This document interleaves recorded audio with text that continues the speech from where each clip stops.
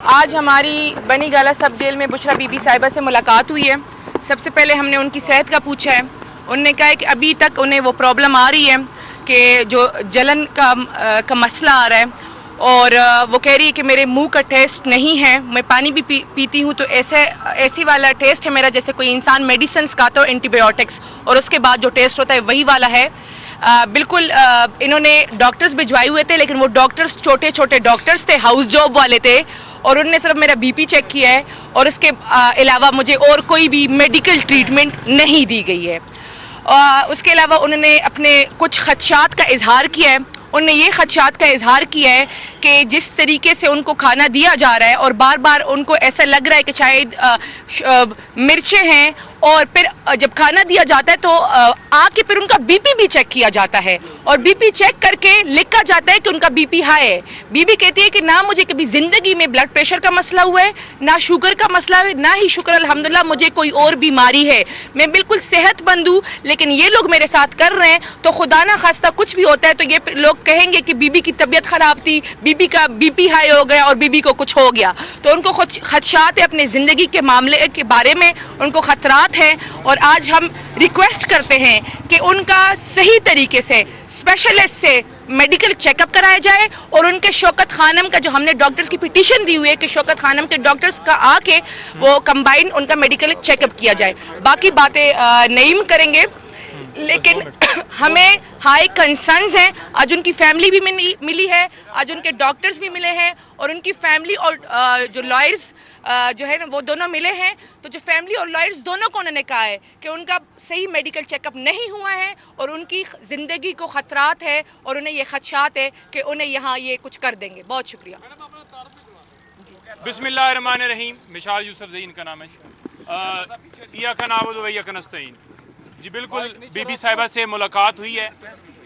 جس ملاقات میں میرے ساتھ کھڑی ہیں مشال یوسف زئی، یہ بھی موجود تھیں، اور اس کے ساتھ ساتھ بیرسٹر گور صاحب، سلمان صفدر صاحب، اور سلمان صاحب ایک اور ہمارے ایڈوکیٹ ہیں وہ موجود تھے۔ تو آپ کو بتانا چاہتا ہوں کہ ملاقات ہماری کوئی آدھا پونا گھنٹہ جاری رہی ہے۔ جو انہوں نے بتایا بالکل یہ ٹھیک بتا رہی ہیں، اور انہوں نے بتایا کہ پہلے دن جو میرا روزہ تھا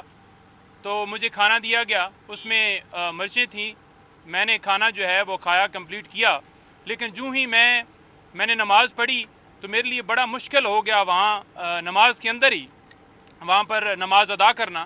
اور جب میں جو ہے میری آنکھوں میں پانی شروع ہو گیا، ناک میں پانی شروع ہو گیا، اور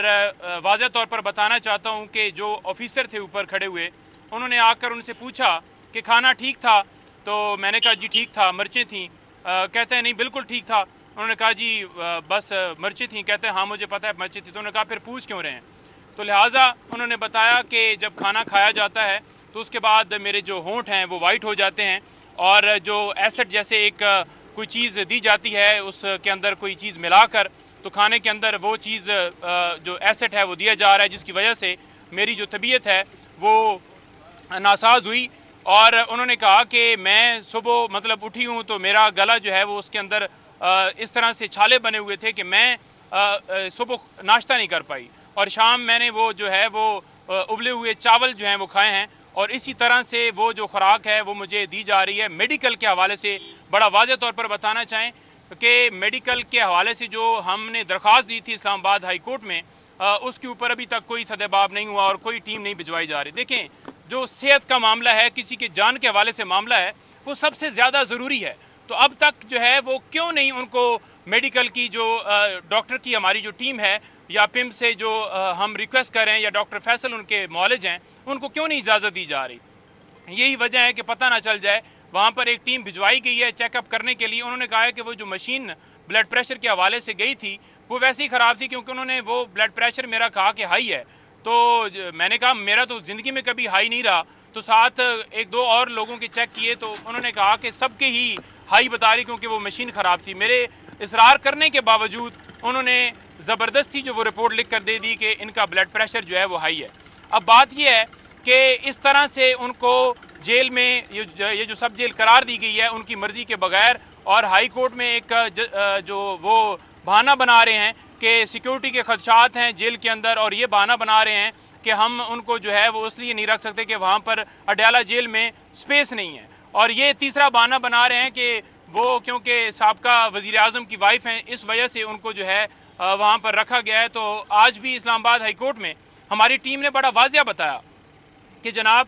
کسی طرح سے یہ ایکس پرائم منسٹر کے اوپر تو یہ بات جو ہے وہ ہو جسٹیفیکیشن دی جا سکتی ہے، لیکن ان کی مسز کی حد تک نہیں کیا جا سکتا۔ تو اسلام آباد ہائی کورٹ نے اس رپورٹ کو یہ کہا کہ یہ سیٹسفیکٹری نہیں ہے، اور انہوں نے یہ بھی کہا کہ باقی جو ڈپارٹمنٹس ہیں جنہوں نے رپورٹ دینی ہے وہ بھی دیں، ابھی تک وہ رپورٹ جمع نہیں ہوئی، تو لہٰذا انہوں نے ٹائم ان کو دیا ہے۔ اب دیکھتے ہیں کہ اس کے اندر کیا آگے جو ہے ہائی کورٹ لائے عمل بناتا ہے، لیکن بات ہم بار بار یہ کر رہے ہیں کہ ان کی جان کو شدید خدشات ہیں اور ہمارے جو کنسرنز ہیں وہ دور کیے جائیں۔ ڈاکٹر کی ٹیم جو ہے جو ہم کہہ رہے ہیں وہ اجازت دی جائے اور ان کو جا کر چیک کریں۔ انہوں نے بار بار اصرار کیا ہے کہ جب کھانا کھایا جاتا ہے اس کے اندر مرچیں ہوتی ہیں، انہوں نے کہا ہے کہ ابھی بھی میں پانی پیتی ہوں تو اس کے اندر مجھے پانی کے اندر ٹیسٹ نہیں آتا۔ تو یہ صورتحال ہے۔ باقی کیسز کی حد تک جو ہے اپڈیٹ جو ہے وہ مزید جو ہے آپ کو یہ دیں کہ وہ ہماری جو اپیلیں ہیں اسلام آباد ہائی کورٹ کے اندر وہ آپ کو پتہ ہی ہے کہ جیسے اعتراض لگتے ہیں، جیسے پینڈنگ کیا جاتا ہے خان صاحب کی